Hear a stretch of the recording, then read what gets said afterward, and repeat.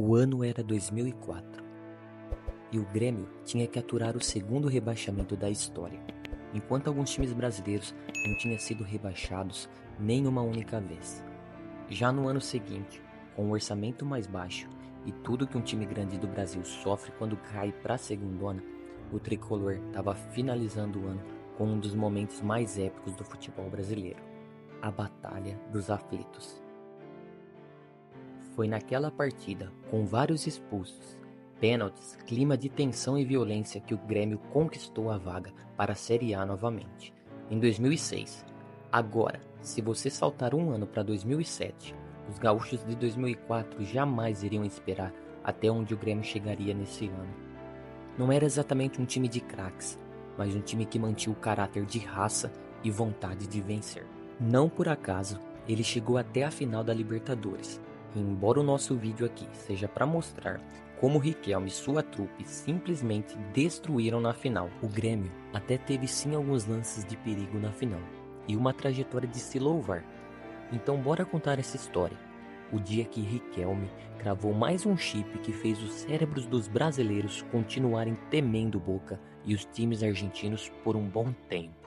Tcheco, Tuta, Diego Souza, Gavilã, Sandro Goiano e o Amoroso eram alguns caras importantes para o time que Mano Menezes comandava. Para falar a verdade, na hora de fazer esse vídeo, ficou bem claro que as características do Mano Menezes sempre foram as mesmas. Será que as pessoas mudam? Na verdade, a proposta do Mano sempre foi essa, de buscar fazer um time sólido defensivamente e buscar vitórias mais sólidas e conscientes. Mas, do lado de fora, o que as pessoas falam desde 2007 é que ele é um retranqueiro. Não tem palavra melhor, mas quem somos nós para concordar ou discordar? Na fase de grupo, o Grêmio não teve grandes destaques mesmo. Terminou com 10 pontos, mas pelo menos ficou em primeiro lugar. Primeiro gol do Grêmio na Copa Libertadores da América 2007. Logo nas oitavas, o que ficava claro era duas coisas: que o caminho do Grêmio até a final jamais seria fácil, e a outra é que o Diego Souza, com 22 anos, realmente já metia gol. E aos poucos ele ia jogando cada vez mais no ataque, ao invés do seu início como mais próximo de um volante. Bom, o tricolor gaúcho encarou o tricolor paulista. E na ida, fora de casa, o resumo do jogo foi o seguinte: a estreia do Dagoberto foi muito bem feita, com uma assistência para o gol do gigante Miranda, fechando o placar em 1-0 para a volta. Detalhe, o São Paulo chegou perto de um segundo gol sim. Já na volta, o Grêmio precisava de 1-0 para levar aos pênaltis, ou 2 gols de diferença, se quisesse passar. E foi assim que aconteceu. Aos 17 minutos do primeiro tempo, o Tcheco aproveitou o cruzamento e meteu um 1-0. Depois de vários momentos de tensão, o craque começou a aparecer. Lá pelos 30 minutos do segundo, Diego Souza aproveitou uma bola que sobrou na área e empurrou para o fundo do gol. Agora bora para as quartas. No dia 23 de maio de 2007, o Grêmio fez a segunda virada dessa história. Estamos falando da briga contra o Defensor do Uruguai, que meteu um 2-0 amargo no tricolor na primeira partida. Já na segunda, foram mais de 42 mil gremistas fazendo o inferno no Olímpico e o time respondeu.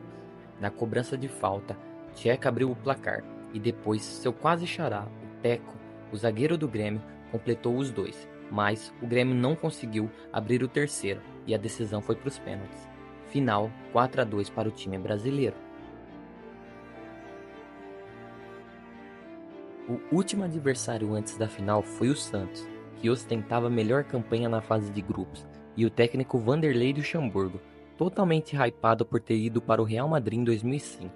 No clima do estádio gremista, o time conseguiu abrir 2-0 e levou o placar para o segundo jogo, gols de Tcheco e Carlos Eduardo. Já na volta, a estrelinha de Diego Souza brilhou, e o Grêmio começou abrindo o placar na Vila Belmiro com um golaço, de fora da área no ângulo.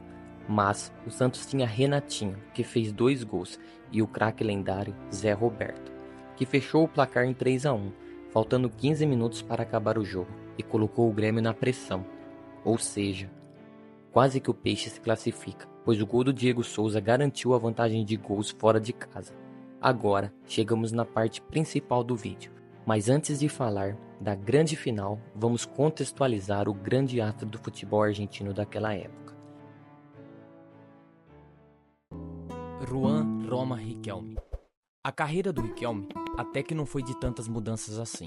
Começou em 1996, no Boca Juniors, e 7 anos depois, em 2002, ele vai para o Barcelona. Por um ano, a passagem por lá foi razoável, com alguns números bons, mas sem grande destaque.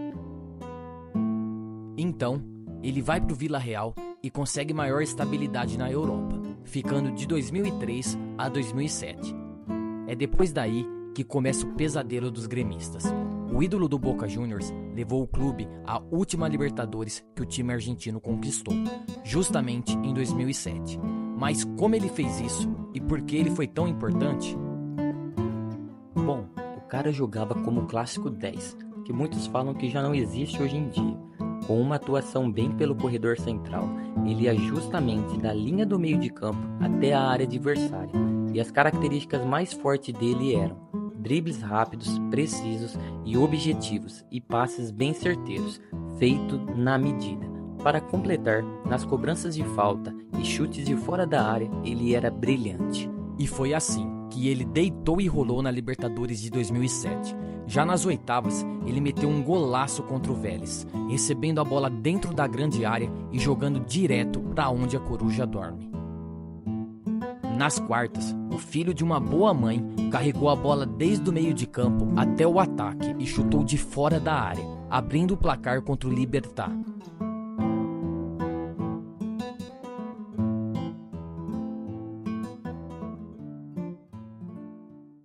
E para completar, na semi, o Boca passou um pouco mais de aperto com o time Cúcuta Deportivo, da Colômbia, que hoje está nas divisões mais baixas do país.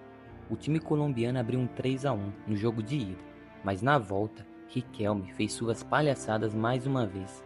Golaço de falta para abrir o placar e colocar La Bombonera em êxtase, em busca da virada. Com a pressão que sempre meteu medo do estádio, Palermo, outro craque do Boca que não deixava o Riquelme resolver tudo sozinho, fez 2-0. O terceiro gol salvador de Badaglia só apareceu por volta dos 40 minutos do segundo tempo, mas precisamente aos 38, e pronto, o esquadrão argentino estava pronto para enfrentar o raçudo Grêmio. Enquanto Messi já estava começando a dar show no Barcelona, o Riquelme estava voltando para o seu país natal para fazer seus últimos anos de espetáculo. O Grêmio estava embalado num dos momentos únicos da sua história, com toda aquela reviravolta que falamos desde a saída da Série B. E tudo começou logo em Buenos Aires, em La Bombonera, o caldeirão que dispensa apresentações. Honestamente, embora o placar final tenha sido frustrante, o tricolor gaúcho teve sim suas chances. O Boca parecia pressionado pela própria torcida e tinha algumas jogadas, mas nada muito concreto rolando. Mas foi aí que o nosso protagonista começa a operar. Riquelme faz um cruzamento a partir de uma falta, e os dois outros grandes craques da época completaram um gol com 2 toques. Palermo encostou para Rodrigo Palácio, jovem promissor que acabou se dando bem no futebol italiano depois, e 1-0 estava feito. A partir daí, jogando com a torcida junto, veio uma nova falta, e nesse momento, todos os gremistas e muitos brasileiros já ficaram com aquele friozinho na espinha. De longe, Riquelme coloca para dentro do gol. O 3-0 chegou aos 43 do segundo tempo, com Ledesma, em uma bola aérea que sobrou. Não teve mesmo jeito, vale lembrar da expulsão do Sandro. Num lance até parecido com a final recente de Galo e Botafogo, quando o Gregory meteu uma pernada no Fausto Vera. Na partida seguinte, o Grêmio ainda lotou o estádio, com 46 mil pessoas no Olímpico, tentando devolver a pressão da Bombonera, mas, com bastante catimba, os hermanos e Riquelme só trataram de fechar o caixão dos brasileiros. Nos 23 minutos do segundo tempo, Juan Roma veio e chutou da quina da área, colocando perto do ângulo e impedindo a defesa do goleiro. Para terminar e fechar em 2-0, Riquelme fez mais um gol e o Boca levou a taça com tranquilidade. Para finalizar, nas palavras da lenda argentina: fizemos um bom jogo fora de casa, marcamos 2 gols, erramos um pênalti, merecemos ganhar esta Libertadores. Era um timaço que atacava o tempo todo, que detinha a bola, que criava muitas chances de gols. Dava gosto jogar nesse time, completou. Se curtiu essa história, não deixe de se inscrever no canal, ativar o sininho e clicar no botão de like. Continuaremos pesquisando e mostrando a melhor parte do futebol. Bem-vindo!